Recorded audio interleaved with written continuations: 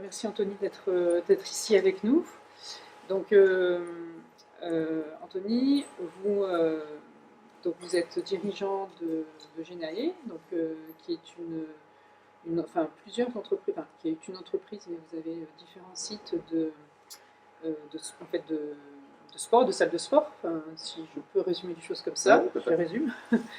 Mais vous peut-être nous en dire un petit peu plus sur votre activité et puis également qui vous êtes. Ouais. Bon, bonjour tout le monde, merci de m'accorder de votre temps pour écouter, j'espère que vous retirez quelque chose de tout ça. Je vais faire une présentation globale de qui je suis, puisque qui je suis c'est très lié à Genae de toute façon dans l'histoire. Moi j'ai 44 ans, je suis marié, j'ai deux très beaux enfants, Lina qui a 17 ans et Noah qui a 14 ans. J'ai fait en formation, moi j'ai fait directement des activités sportives, j'ai eu beaucoup de chance puisque quand j'étais très petit, j'ai dit à mes parents que je voulais faire du management sportif. Et ils m'ont dit, on n'a aucune idée de ce que tu racontes, mais si c'est ce que tu veux faire, fais-le. Donc j'ai eu beaucoup de chance d'avoir des parents qui m'accompagnent dès le départ dans cette idée-là. Et donc je savais pas trop, du coup j'ai fait STAPS, donc l'université sportive à Lyon, parce que je voulais vraiment, je pouvais faire des écoles de commerce, des choses comme ça, mais c'est pas du tout ce que je voulais faire. Je voulais vraiment comprendre l'activité et comprendre tout ce qu'il y avait derrière le sport. Et donc j'ai fait STAPS, j'ai passé des diplômes d'entraîneur, etc., mais avec aucune envie de faire prof de sport, mais déjà de vouloir faire du management sportif. Et puis, j'ai fait une licence à Lyon, je suis parti aux États-Unis, j'ai fait un double major en sport et business. Je suis revenu en France, j'ai fait un master international en management du sport et j'ai travaillé pour l'Olympique de Marseille sur la création d'un complexe autour du stade Vélodrome. J'ai 21 ans et à ce moment-là, Decathlon a décidé de créer des grands parcs d'activités sportives autour des magasins. Il y avait un parc qui ouvrait à Bouc-Bel-Air, Aix-en-Provence, où j'habitais à Marseille, j'étais lyonnais donc ça allait bien. Et puis, je cherchais quelqu'un plutôt 30 ans. Je leur ai dit, mais écoutez, laissez-moi juste 5 minutes et si on discute et si vous voulez, vous mettez dehors, mais sinon, peut-être qu'on peut faire quelque chose ensemble. Et ça s'est bien passé, on a discuté pendant plus de 4 heures et ils m'ont dit, ben, c'est super, tu vas venir travailler à Wittenheim. Donc là, dans ma tête, j'ai dit, ben, un, je sais pas comment ça s'écrit. Deux, au-dessus de Lyon, c'est le Danemark. Donc je ne sais pas trop où c'est. Donc Wittenheim, c'est à côté de Mulhouse, en Alsace. Et je suis parti là-bas. C'était le premier parc qui avait ouvert pour Decathlon. C'était une espèce de grand gymnase, des parcs, des activités extérieures, et une salle de musculation avec 3-4 appareils qui n'avaient aucun sens, et 4500 membres à l'époque à 49 francs par an, qui venaient jamais, puisqu'il n'y avait rien à faire, mais comme c'était pas cher, ils avaient acheté une carte. Et voilà, on m'a dit voilà ce qui se passe, qu'est-ce que tu en penses? Je dis, bah, je pense que c'est pourri, et que ça peut pas marcher. Ils m'ont dit bah, génial, on t'embauche. J'ai trouvé les gens plutôt ouverts d'esprit. Et donc je suis parti à Wittenheim. On était le plus petit club, et puis il y avait un club à Lille, qui marche pas trop mal a priori au départ sur le siège, etc. Et puis le fameux club d'Aix-en-Provence qui avait démarré très fort. Et puis les deux ont périclité, et nous on est devenu le plus gros en termes de clients, de chiffre d'affaires de tout, pour deux raisons principales. La première, c'est qu'on avait une équipe fantastique, et la deuxième, c'est qu'on avait une vision, un horizon, qui était extrêmement clair de ce qu'on avait envie d'accomplir. Et donc on est devenu le plus gros des clubs, les autres ont fermé, ou quasi. On nous a demandé de reprendre le site d'Aix-en-Provence. Ce qu'on a fait, on a demandé à peu près 6 mois avec l'équipe pour pouvoir relancer le truc, on nous a donné 3. Et en 3 mois, on a relancé le club. Et tout ça, ça a fait une chose, c'est que ça a légitimé en fait le fait que Decathlon était capable de faire autre chose que des articles de sport, mais également de la pratique, qui était la vision de son fondateur, d'être capable à la fois de toucher les pratiquants, mais aussi de leur vendre des produits. Et donc à ce moment-là, moi, j'ai créé deux activités pour Decathlon. J'ai créé toutes les activités sportives d'activités. Moi, je ne travaillais pas en magasin, mais pour Decathlon. J'ai travaillé sur une première marque qui s'appelait My Sport Easy. On faisait des anniversaires pour les enfants, notamment. On faisait 12 000 anniversaires par an. On avait 17 sites, dont un en Inde, ce qui est une belle aventure. Et puis, à côté de ça, j'ai créé une autre marque qui s'appelait Domios Club à l'époque, qui était de la marque Domios Fitness de Decathlon, qui était des centres de fitness. Et donc, on a commencé à créer ces deux marques-là, notamment avec l'ouverture du centre international de la marque à Marc-en-Barœul, qui a été un succès incroyable dans le monde du fitness. Et en 2011, Decathlon a dit bon, c'est super ce que tu fais, mais en fait, nous, on aime bien vendre des chaussettes. Donc, les services sportifs, c'est pas trop chez nous. Par contre, il y a le fondateur Decathlon avec son fonds. Lui, c'est son rêve depuis toujours. Je pense que tu peux aller le voir. A priori, travailler avec lui, c'est pas simple. Tu vas faire HEC en 2 ans, mais généralement, les gens ne tiennent pas 2 ans. Et mon patron à l'époque, je me rappelle, m'a ajouté peut-être toi, tu vas tenir parce que tu es peut-être plus fou que lui. Je dis ok, je passe un compliment. Et on a travaillé 4 ans et demi ensemble. J'ai travaillé dans plein de sociétés de voyages sportifs, etc., à différents postes de gouvernance, peu importe. Et puis surtout à ce moment-là, j'ai créé une marque qui s'appelait Genae, qui est toujours là aujourd'hui, avec la reprise de 2 de nos clubs, et puis l'ouverture notamment de celui de Bron qui est dans Decathlon. Donc on a travaillé à peu près 5-6 ans ensemble pour construire ce concept-là et avancer. C'était une école fantastique. Il a une carte à peu près comme ça. C'était hyper clair, félicitations. C'était hyper clair dans ce que vous avez présenté. Il y a plein de détails, mais en tout cas, et puis votre remarque était ultra pertinente. Donc très très bercé à ça. Et puis en 2016 à peu près, il a transféré le fonds. Moi je suis très transparent, je dis tout ce que je pense. Il a transféré le fonds à son dernier fils. Et donc on a commencé à collaborer et en plein conseil alors qu'on était en plein développement. Personne n'était au courant. Il m'a dit écoute, moi j'ai pas vraiment envie de faire du fitness, ça m'intéresse pas. Qu'est-ce que t'en penses? J'ai dit bon, ben, première chose, c'est pas la boîte de mon père. Donc dans l'absolu, j'étais un intrapreneur, micro-actionnaire de cette société-là. J'ai dit après, j'ai 3 solutions. Soit tu vas vendre la boîte à quelqu'un, ça sera sans moi, parce que j'ai pas créé tout ça pour le donner à quelqu'un.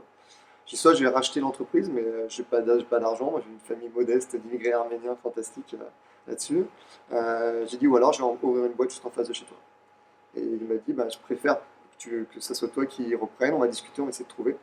Et là, littéralement, je suis allé sur Wikipédia pour comprendre ce qu'était un LBO, un MBO, etc. Et j'ai pris énormément de conseils autour de moi. Je pense que quand on est un entrepreneur, il faut savoir beaucoup demander, mais malgré tout décider seul. Donc j'essaie de prendre un maximum de conseils. Et quand on est gentil, c'est quelque chose que ma mère m'a appris depuis le départ. Mais quand on essaie d'être gentil et bienveillant, peut-être certains en profitent, mais la plupart des gens sont capables de vous le rendre. Et c'est ce qui s'est passé autour de moi. J'étais vraiment hyper soutenu. Et donc j'ai réussi à trouver un fonds qui correspond exactement à ce que moi je voulais en termes de gouvernance, c'est-à-dire beaucoup de liberté dans le comment, mais un support en cas de besoin. Et je me suis associé à un fonds qui s'appelle 1, 2, 3 IM, qui est un fonds pas mal basé sur les pratiques responsables, etc., qui fait 1,3 milliard qui est à Paris. Et ça se passe très très bien depuis 2018, hors Covid. Et donc voilà, Genae, c'est, pour résumer en quelques mots, la première chose, c'est que c'est un rêve commun. Le rêve commun, c'est, alors, ma femme, souvent elle appelle ça mon côté Miss France, mais c'est un monde un peu meilleur par le sport. Et en tout cas, littéralement, ce que le sens de l'entreprise, c'est le plaisir et les bienfaits du sport animé et accessible. Donc, on part du principe que le sport, ça doit rester un plaisir. Mais malgré tout, c'est parce que c'est un plaisir, ça doit juste être j'envoie de la musique et je fais pas attention aux postures des gens, à la qualité de l'encadrement, etc. Et animé, puisqu'on on a une vraie volonté humaine, vous le sentirez, j'espère, mais très très forte chez Genae. On a créé une école de formation il y a 5 ans, à la fois diplômante et qualifiante. On a habilité d'État pour les diplômes de coach sportif. C'était central dans le projet, c'était un élément de la vision. Et puis, on a, pour le accessible, pardon, c'est l'idée on a un tarif, grosso modo, on est reconnu pour 4 éléments de différenciation. Le premier, c'est qu'on fait des activités dès 2 ans. Donc on a un club qui est très familial, c'est-à-dire que quand vous venez, vous voyez des petits bouts de chou qui débarquent pour faire la baby gym, ça casse un peu la volonté d'être Instagrammé ou quelque chose comme ça donne un esprit un peu plus convivial et familial. Le deuxième, c'est qu'on a énormément de variétés d'activités, on fait du yoga, du cross-training, du vélo, etc.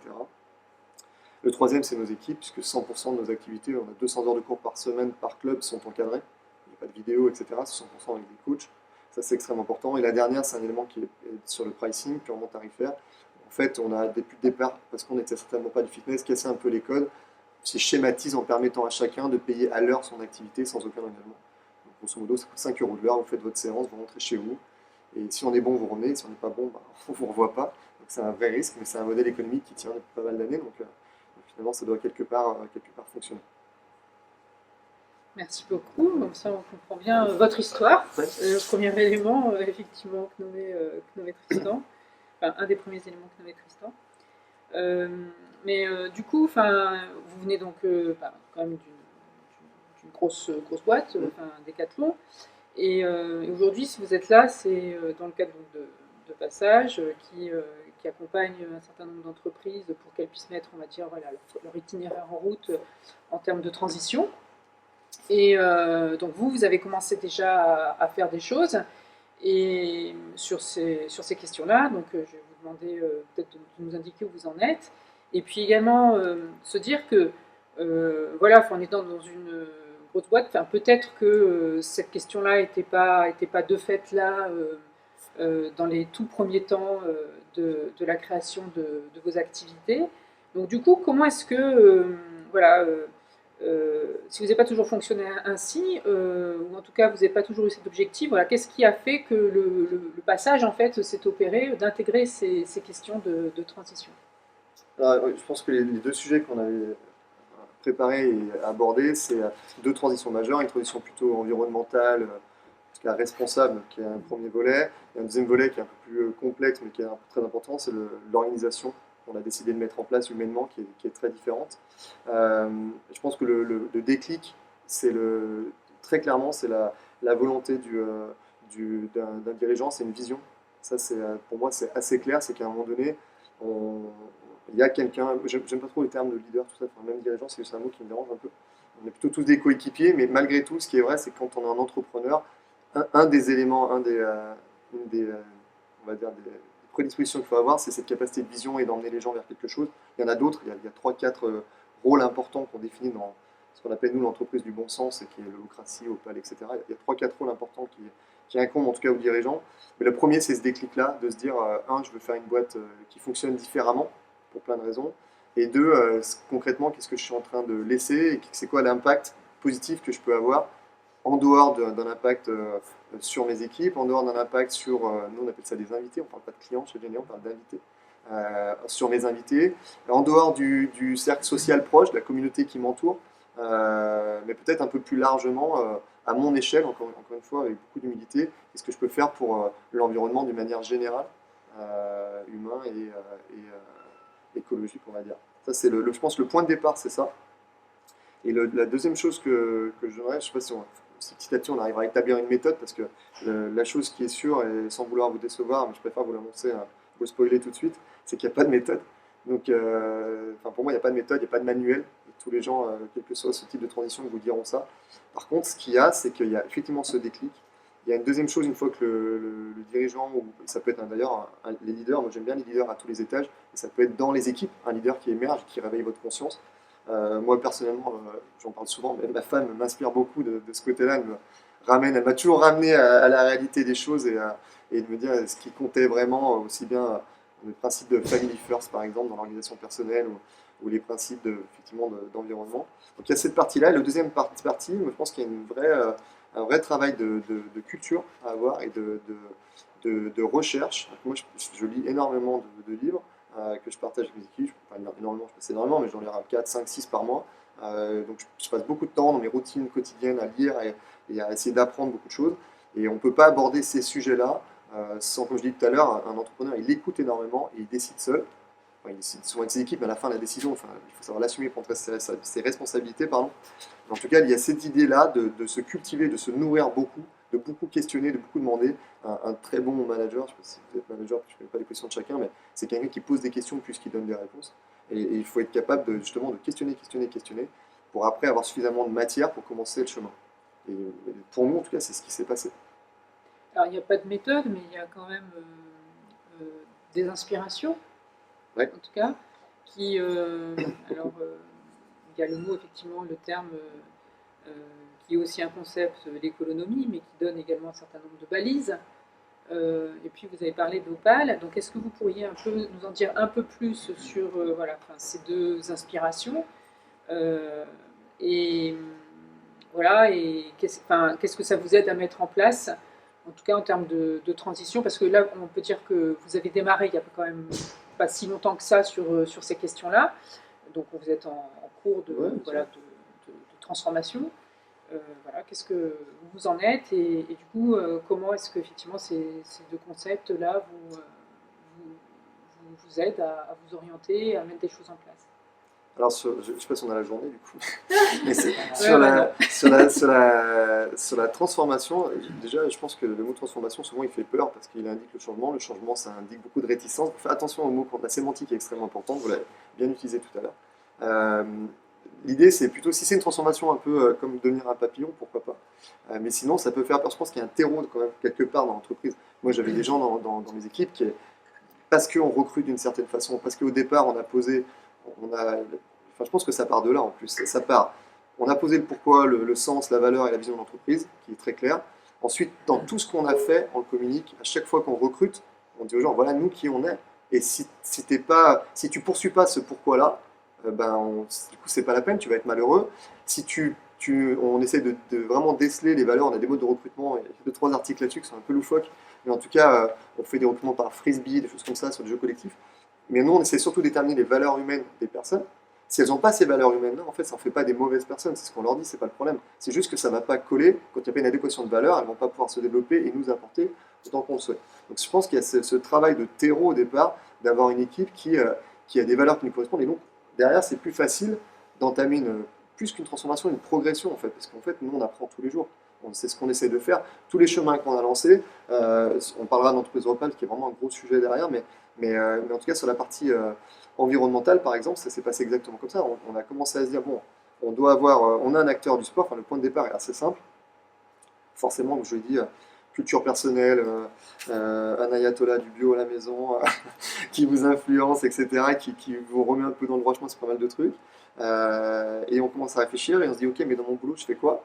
Puis on se rend compte que le fitness, c'est un méga pollueur, en fait, parce qu'on fait venir des machines des États-Unis, parce qu'on consomme énormément d'eau, parce qu'on consomme beaucoup d'électricité avec les machines qu'on peut utiliser, avec le son, avec la lumière.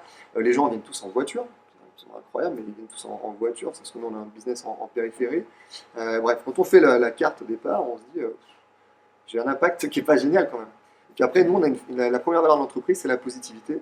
Et on dit que dans chaque difficulté, on trouve des opportunités, pas une, mais des opportunités. Ça, c'est la valeur fondamentale de la boîte. Et du coup, on regarde les choses différemment. Tout dépend comment on regarde les choses.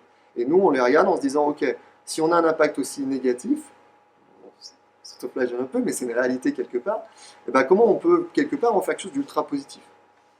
Et par exemple, si on commence à réfléchir au fait que l'énergie humaine déployée dans les clubs, dans Vision, c'était une vision qu'on avait depuis longtemps à l'époque chez Decathlon, on pouvait transformer l'énergie humaine en énergie utilisable dans le club, ce serait fantastique. Et là, récemment, on vient d'investir dans une boîte qui s'appelle Cyclo Power Factory, qui est des vélos qui produisent de l'énergie, réinjectée directement dans le secteur. Un gars qui vient du solaire, qui est fantastique, et qui a réalisé simplement le rêve que moi j'avais formulé il y a 7 ou 8 ans. Et je l'ai appelé, je lui ai dit ça, texto, je lui ai dit, écoute, tu as fait mon rêve, donc comment on peut faire? Et en fait, on est venu actionnaire de cette boîte et on les accompagne pour le développement. Donc, il y a plein de choses comme ça qui existent, c'est un vrai chemin. Nous, on est très. Alors, pour le coup, vous attendez pas à ce qu'on soit la boîte la plus environnementale du monde, c'est pas du tout le cas, on est que sur ce chemin-là avec beaucoup d'humilité. Et donc, pour revenir, je vais rester d'abord dans l'économie pour éviter de me perdre. Comment ça se passe? On a cet éveil de conscience un peu, donc forcément, on s'intéresse, on voit le film Demain, par exemple, qui nous influence beaucoup. On voit ce gars un peu fou qui fait une entreprise d'enveloppe au Checo, que je trouve fantastique, je dis, mais quelle idée géniale. Et bref, petit à petit, on avance, on essaie d'avoir des comportements, et puis dans l'équipe, on commence à discuter avec des gens qui ont pareil, chez eux, ils commencent à s'investir de plus en plus. Puis souvent, quand c'est comme ça, moi, parce que je passe beaucoup trop d'un truc à l'autre, et en fait, je fourmille d'idées, ça fatigue beaucoup mes équipes. Et du coup, je leur demande toujours de faire le tri, de ne pas trop m'écouter. Et en fait, ce que je fais très vite là-dessus, si on peut revenir encore, essayer de rapprocher des points de méthode, c'est que je nomme quelqu'un avec qui je sens qu'il est animé par ça. Et la première chose qu'on a fait, c'est que les mots sont toujours hyper importants, c'est marrant, mais on utilise beaucoup ça. C'est pas du marketing interne, mais les mots ancrent les choses chez les gens. Et donc, on a dit, bah voilà, il y a un gars qui est fantastique, qui a des valeurs humaines incroyables, qui a cette sensibilité-là, il s'appelle Lénaïque, et je lui dis, bah, tu vas devenir ministre de l'économie, est-ce que ça te tente? Et il me dit, bah, bon, ils ont l'habitude de ces idées folles, donc il me dit, bah, ça veut dire quoi? Je dis, bah, en fait, tu as envie de faire quelque chose, tu as envie d'avoir un impact écologique, responsable.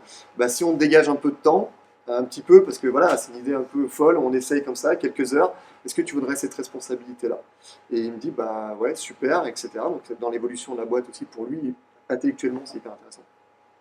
Donc il accepte cette mission, et on commence à se dire, bon, on commence par quoi? Qu'est-ce qu'on peut faire? Donc on commence à réfléchir, quel impact on pourrait avoir, définir déjà où on en est, écrire notre charte environnementale. Donc là, bien sûr, après, on apparaît un peu freestyle comme ça, mais on a beaucoup de méthodes, peut-être les bons reliquats de Decathlon. Et donc on commence à dire, voilà, qu'est-ce qu'on écrit, qu'est-ce qu'on veut être, etc. Et puis très vite aussi, parce que je pense que la vie, elle est faite de culot, un peu comme la manière dont moi j'ai trouvé mon premier boulot, ou la plupart des choses comme ça. Et je dis, bah, tu sais ce qu'on va faire, c'est que quand on fait ça, il faut commencer à poser des questions aux gens, il faut commencer à s'entourer, exactement comme je l'ai fait pour le rachat d'entreprise. Je dis, bah, on va monter un conseil, une gouvernance, et on va appeler tous ceux qu'on pense qui peuvent nous apporter un truc, et on va appeler le gars de Pocheco, et on va leur demander s'il veut nous aider, le gars du film Demain, qui me dit, mais t'es complètement barjo, ils vont jamais nous répondre, etc. Je me dis, j'en sais rien, on va les appeler, on verra bien. Et donc ils ont un bureau qui s'appelle Ouvert, et on a téléphoné, on leur a dit, bah voilà qui on est, voilà ce qu'on veut faire, qu'est-ce qu'on peut faire ensemble. Ils ont dit, bah c'est marrant, il y a ça, le fitness, etc. On commence à discuter. Ils ont beaucoup sondé au départ, savoir si on était réellement habité par ça, si c'était pas du greenwashing ou peu importe quoi. Et ils ont vite compris qu'on avait une vraie volonté, qu'on avait des vraies idées, des vraies questions. Et ils sont venus, on a mis autour de la table différentes personnes, des gens de l'UICN qui sont venus, des gens, là on va voir bien sûr la personne de Cyclopower Factory. Et on a mis comme ça une dizaine de personnes, alors, totalement bénévoles, pour venir nous accompagner. Et on a commencé par leur dire, voilà on en est, est-ce qu'on pouvait nous aider au moins pour ne pas faire les mêmes erreurs que vous? Après on va essayer de faire notre chemin. Et on a commencé comme ça. Et donc là on a mis différentes actions, alors on verra pourquoi dans l'organisation Opal, mais moi, l'INAIC, il a carte blanche pour faire ce qu'il pense qu'il faut mettre en place dans les clubs, avec les moyens qu'on a, bien sûr. Et aujourd'hui, on a différentes actions qui commencent. Il a notamment trouvé une solution pour les douches, avec des douches qui changent de couleur, donc c'est plutôt pédagogique en fonction du nombre de litres consommés, et qui réduit le débit d'eau. C'est pas parfait, mais ça existe. On était sur une autre douche qui s'appelle Nibia, qui est aux États-Unis, que j'ai fait venir, mais je n'avais pas réussi à installer encore, qui est une douche de vapeur d'eau. Bref, on cherche des solutions qui correspondent. On a fait des partenariats avec des toutes petites marques, Tomo qui fait des masques en upcycling par exemple, choses comme ça qui nous accompagnent. Et j'ai appris récemment, parce que ce qui est génial, c'est que quand on fonctionne en opal, on apprend plein de bonnes surprises, que visiblement ils allaient récupérer toutes les serviettes qu'on utilise, qui sont perdues dans nos clubs pour les recycler et en faire des lingettes de nettoyage. Je trouve ça génial, je trouve ça cette semaine. Super idée. On a donc investi dans Cyclopower Factory. On commence, c'est pas parfait, l'INAIC me l'a dit, d'avoir des tenues en coton, coton pas top, mais bio, encre bio, etc. pour nos équipes. Bref, on continue de faire ça. Notre vision, notre rêve, moi j'en ai deux majeurs, en tout cas dans les axes de travail. Le premier, c'est sur effectivement les consommations d'énergie pour les transformer en production d'énergie. Le rêve qu'on a formulé avec l'INAIC, c'est d'être la première salle de sport à énergie positive. D'une manière générale, donc de toutes les façons qu'on pourra arriver à être et le bâtiment, et la production des êtres humains, et le deuxième rêve qu'on a, puisque ça a un impact un peu plus large, c'est d'avoir un principe sur la mobilité. Nous, on avait commencé à créer un truc qui n'est pas encore lancé, mais parce qu'on l'a fait comme d'habitude, avec nos moyens, un peu comme on peut, mais je pense que c'est une très bonne idée. On a voulu monter Blablafit, qui est le covoiturage du fitness, et parce que, moi, je suis effaré des gens qui viennent seuls dans leur voiture ou qui se garent le plus près possible avant de faire 1 heure et demie de sport. Bref. Donc voilà, on fait ça. Il est en train de mettre en place l'arrivée des vélos de ville sur notre site. Bref. On cherche encore, on essaie de trouver des partenaires et on essaie d'avancer modestement. En tout cas, on est dans ces démarches-là. Et un truc qui est hyper important pour finir sur l'économie, il y a deux choses. La première, c'est que tout ce qu'on fait sur l'économie, on le partage avec nos confrères. Absolument tout. C'est-à-dire que c'est n'importe quelle salle, soi-disant concurrent, on reviendra sur ce mot-là, qui nous appelle et dire mais ok, comment vous avez fait pour faire ça? On leur donne absolument tout le truc. L'ENAI qui peut aller chez eux les conseiller si besoin, peu importe, parce que en fait quand on poursuit un même but, on n'est pas concurrent. Et ça c'est hyper important si on veut avoir un vrai impact, il faut sortir de cette idée de dire si on fait du fitness, par exemple là le Cyclopower Factory cette semaine il est chez Fitness Park. Avant il m'a dit voilà j'ai fait un partenariat avec eux, est-ce que c'est un problème pour toi? Et je lui ai dit non mais au contraire, moi je t'encourage à le faire. Plus il y aura de vélos qui produisent de l'énergie, mieux sera la planète. Sinon, ça veut dire qu'au départ, je ne fais pas ça pour les bonnes raisons. Donc c'est important cette notion de concurrence. Et pour finir sur l'économie, j'ai le deuxième principe à retenir. Vous me timez, parce que moi sinon je suis parti. C'est la notion, donc l'économie, c'est bien ce que j'ai beaucoup aimé dans cette idée-là. Moi j'adore Pierre Rabhi, il y a plein de gens qui sont fantastiques, mais Emmanuel Druon, qui ont la chance d'échanger pendant un bon moment avec l'ENA, il a bien compris qu'il y avait l'écologie et l'économie, parce qu'il est des chefs d'entreprise. Et en fait, je pense que de prendre les deux problèmes en même temps et de discuter avec beaucoup de dirigeants qui sont quelque part convaincus, mais ça coûte cher, etc., et de commencer à dire, ok, allons sur des principes qui vont améliorer votre business model, qui vont améliorer votre rentabilité, mais en même temps qui ont un impact positif sur la planète. En fait, vous allez toucher. L'idée, c'est quoi? C'est avec que le plus de gens possible soient éco-responsables ou responsables. Et si ce moyen-là, c'est de faire en sorte que ces gens-là gagnent plus d'argent, mais aussi aient un impact positif, pour moi, c'est pas un problème, au contraire. Et lui, il apporte ça comme ça. Quand il a refait son usine, il a quand même recyclé l'intégralité des matériaux qui étaient présents, hormis, je crois, quelques clous. Ce qu'il fait dans sa boîte, je sais pas si vous connaissez un peu Pocheco, c'est extraordinaire. Extraordinaire. Donc voilà. Sur l'économie. Vous voulez que j'enchaîne sur l'Opal ou... Oui. Donc du coup, alors il a une des questions, on va dire, suivantes, c'était la question de la mobilisation collective autour de cette vision et puis également de ces actions. Alors, comment est-ce que effectivement peut-être les équipes ont accueilli ces projets-là, Et, et puis aussi, est-ce qu'il y a un lien avec la question d'organisation Opale, ou bien c'est antérieur, ce souhait d'organisation. Et puis peut-être rappeler au niveau de ce que vous mettez derrière Opale, Ouais. que tout le monde soit un peu au clair. Du coup, je vais me servir de votre question parce que c'est la dernière transition, progrès en tout cas qu'on est en train d'accomplir, c'est vraiment cette organisation-là qui est un long process. Alors déjà, on était dans une forme d'organisation qui était ultra responsabilisante. Ça, c'est culture Décathlon. L'idée, c'est toujours, il y a deux idées majeures: responsabiliser trop tôt, pas tôt, mais trop tôt. C'est-à-dire qu'on préfère que les gens, on encourage le droit à l'erreur, pas deux fois la même erreur, mais on encourage le droit à l'erreur. Et la deuxième, j'allais dire quoi? C'était trop tôt, pardon, je me perds. Euh, C'est que vous aviez peut-être déjà un terreau quand même qui était Ouais, favorable ouais. à accueillir. Ouais, en fait, pardon, la décision se prend au plus proche de sa conséquence. C'est la deuxième chose, le deuxième principe qui est hyper important. Les gens qui décident, c'est ceux qui sont le plus proches de la décision à prendre. C'est pas une décision qui descendent. Si vous donnez pas pouvoir réellement aux gens de prendre des décisions au jour le jour, notamment dans le service, dans l'industrie, c'est peut-être un poil différent, et encore. En tout cas, c'est pas possible. Il y a trop d'interactions clients, en tout cas invités chez nous, invités équipe, pour que si la personne doit dire, moi, il faut que je demande à je sais pas qui, etc., c'est pas possible, c'est pas la qualité de service qu'on attend. Donc c'est très important que les gens comprennent qu'ils peuvent décider, qu'ils doivent décider, qu'ils peuvent se tromper. Donc ça, c'était peut-être le terreau qui permettait de permettre ça. Mais en dehors de ça, je reviens sur le Covid, parce que le Covid a aussi accéléré cette idée-là. Nous, depuis le départ, on est déjà très dans la communication, très dans la co-construction des visions, etc. Donc ça, c'est pas un problème, on l'avait déjà. Et je pense que si on n'a pas ça, c'est compliqué de passer sur quoi que ce soit d'autre. Il y a encore une fois la même chose, beaucoup de recherche, beaucoup de réflexion.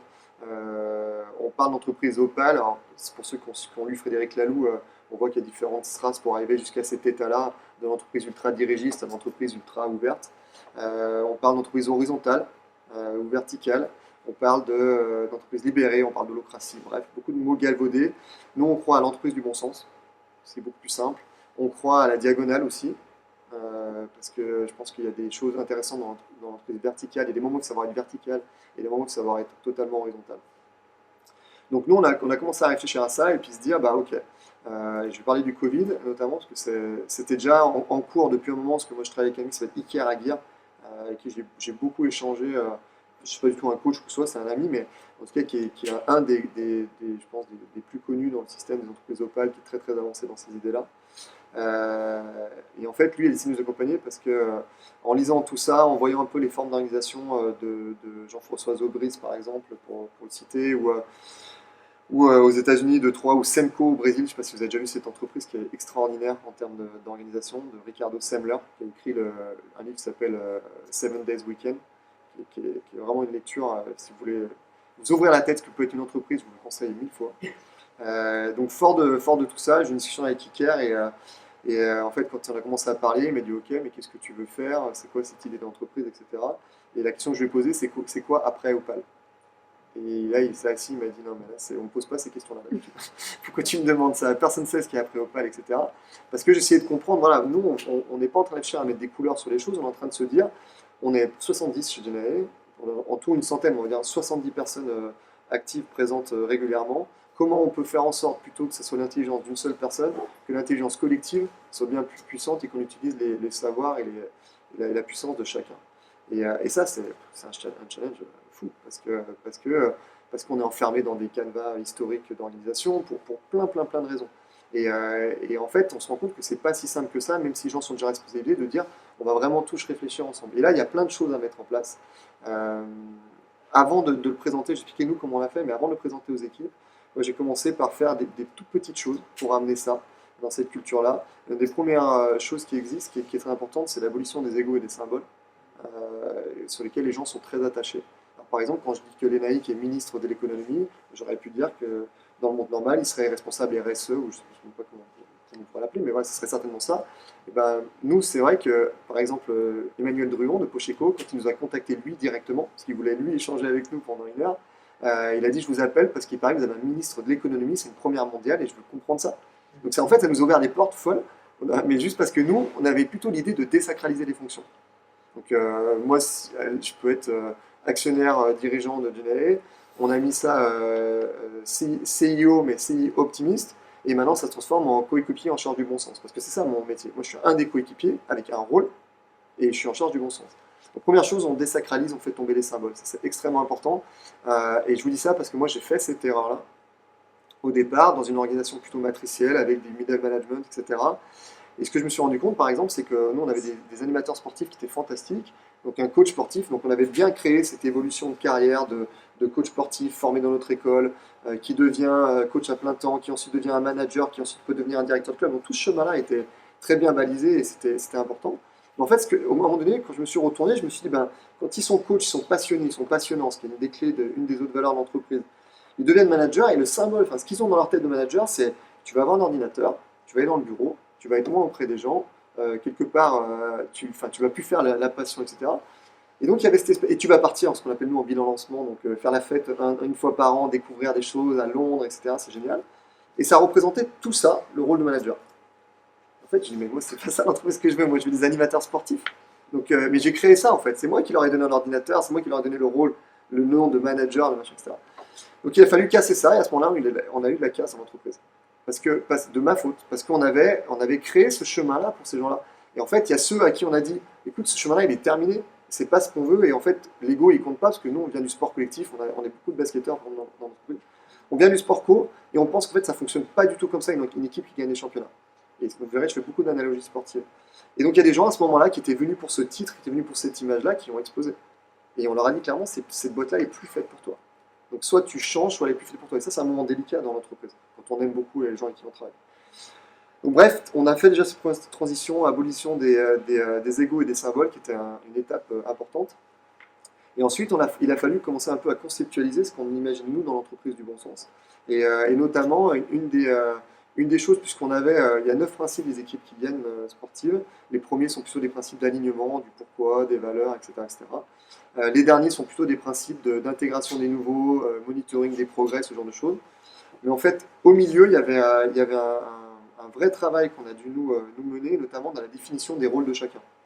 Et ça, c'est extrêmement essentiel. Quand on commence à définir des rôles, finalement, on casse un peu les niveaux d'importance de hiérarchie. Dans une équipe sportive, même si si on prend l'équipe de basket, même si on va prendre Chicago, qui est une équipe emblématique de basket, même si Michael Jordan, j'espère que tout le monde connaît, est la personne ultra connue, etc., etc., il n'a rien gagné pendant des années. Il était sur le devant de la scène, celui qu'on interroge, celui qui marque le plus de points, le meilleur joueur du monde, tout ce qu'on veut, mais il ne gagne pas de titre. Et un jour, on commence à lui adjoindre des gens qui ont des rôles. Et on commence à lui mettre quelqu'un qui est capable de défendre beaucoup plus, quelqu'un qui est capable de lui passer le ballon, quelqu'un qui est capable de prendre simplement les rebonds qui vont lui permettre de jouer au basket. Et chacun sait exactement ce qu'il a à faire, et chacun n'a aucun problème au fait qu'il soit excellent dans ce qu'il fait, et qu'il n'est pas bon d'en faire autre chose. C'est souvent des problèmes des entreprises. On a envie d'être quelque chose sur lequel on n'est pas forcément performant. Et après, il est valorisé dans son rôle. Et au final, qu'est-ce qui se passe? C'est que tous ces gens-là, ils gagnent un titre. Et quand ils gagnent un titre, tout le monde peut accéder effectivement à une renommée qui est supérieure. Donc cette définition des rôles, elle est ultra cruciale pour la mise en place de l'entreprise du bon sens. Et après, dans la méthode, parce que j'arrive à l'espace, donc je fais tout ce travail-là, on commence à insérer des choses un peu comme ça, à casser les symboles, choses que les équipes ne sentent pas forcément directement. On n'en parle pas à ce moment-là. Je ne pense pas que ce soit le bon moment pour le partager ça, hormis avec quelques proches pour avoir des effets miroirs, comme les naïcs, comme ce qu'on appelle nous des facilitateurs. Ce seraient des directeurs de club dans la vraie vie, mais on appelle ça des facilitateurs.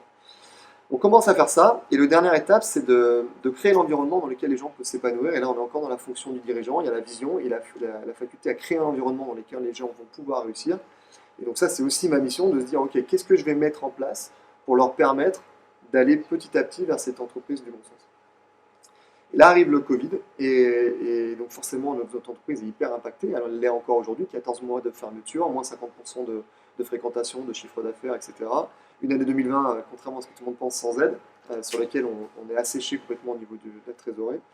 Mais tout va bien, on est toujours positif et on va avancer.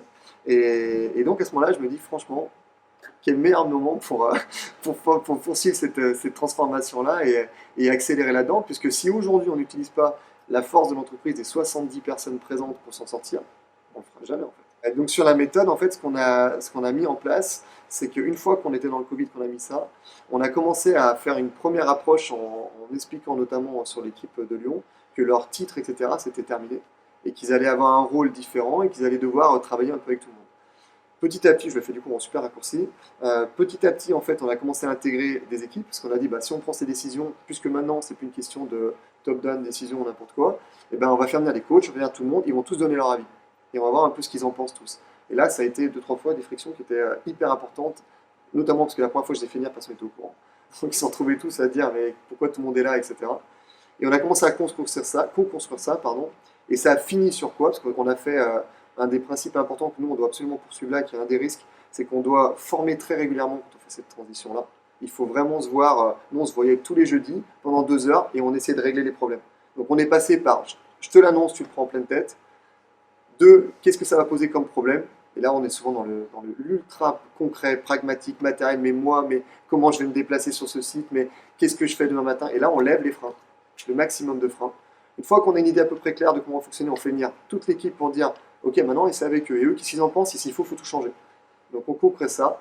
Et ça a fini sur un truc qui était pour moi l'objectif final, ce que Jean-François Zobrist a fait notamment, qui était de monter lui sur une palette dans son usine pour dire à tout le monde à partir de maintenant, on part d'entreprise du bon sens. Et très clairement, je pense la posture du dirigeant, c'est ce que je dis à mes équipes, je ne reviendrai pas en arrière. Et si ça vous pose un problème, je le comprends et on en discute et vous pouvez être libre de faire ce que vous voulez, mais je ne reviendrai pas en arrière. Et c'est une des erreurs qu'a fait Decathlon, par exemple, récemment. Ils sont partis dans ces organisations-là, problème de CA, problème de résultats, et là, la plupart des dirigeants ont peur, ils font demi-tour. Et je pense que c'est le moment où il ne faut jamais faire demi-tour. Donc nous, on est en pleine galère économique, et pour autant, on accélère sur cet aspect-là, parce que, encore une fois, on est convaincu que c'est ce qui va nous permettre de nous en sortir. Très bien, bah, écoutez, merci beaucoup. C'était passionnant. On voit bien effectivement comment vous avez... en tout cas, c'est des cheminements qui sont parallèles, la question peut-être environnementale et là, plus alors nous, ce qu'on nomme qualité de vie au travail, à travers voilà, l'organisation OPAL. Il peut y avoir aussi d'autres manières, en tout cas d'autres inspirations pour y parvenir. Mais à un moment donné, les choses, c'est quoi qui fait que les choses se rejoignent en fait? Peut-être, je vais peut-être vous poser la question pour vous. Voilà, en fait, c'est la vision de la nouvelle entreprise. Non, parce que la vision, elle doit être vivante. Ce qui rejoint tout ça, c'est le bon sens. Sincèrement, c'est que ça. C'est pour ça, à chaque fois, moi, je rigole de devoir partager ça, parce que quand on nous dit, mais ok, qu'est-ce que vous avez fait? C'est un peu les discussions qu'on avait, mais pour mettre en place l'économie, franchement, j'ai nommé un gars qui était passionné, je lui ai dit, bah, débrouille-toi, j'ai confiance en toi, et on va essayer de le faire. Mais ça, c'est notre histoire, la vôtre sera sûrement différente. Mais à partir du moment où on comprend que j'ai dit dès le départ qu'il n'y a pas de manuel, et qu'on doit écrire sa propre histoire, qu'on a un pourquoi qui est extrêmement fort, qui est pour nous de rendre le monde un peu meilleur par le sport, bah à partir de là, en fait, effectivement, tout se rejoint. Un monde un peu meilleur, et l'environnement, c'est le sociétal. On fait en ce moment, les clubs sont gratuits pour toutes les personnes qui ont le cancer. Bah, ça, on le fait parce qu'on est habité par ça et que pour nous, c'est hyper important. Donc voilà, on essaie juste d'être des gens, mais en fait, il n'y a vraiment rien d'autre que ça. Ben, merci beaucoup. Merci à vous. Un grand merci à vous d'être venu avec les difficultés aussi de venir jusqu'ici aujourd'hui particulièrement. Et puis, on vous souhaite une bonne suite. Peut-être que vous nous aviez éventuellement proposé qu'on vienne faire ce temps chez vous, mais comme on n'avait prévenu personne, on s'est dit que ça allait être compliqué et qu'il valait peut-être mieux envisager ça peut-être dans un temps ultérieur. Donc peut-être que je me permettrai de revenir vers vous pour voir si c'est possible de visiter votre entreprise à l'occasion d'une autre atelier ou conférence. Et si l'un d'entre vous a des besoins ou des questions, j'ai aucun problème, prenez mon contact mail, envoyez-moi un mail, on peut échanger. On m'apprendrait certainement plein de choses, donc ce sera avec plaisir. Okay. Merci beaucoup. Merci à vous.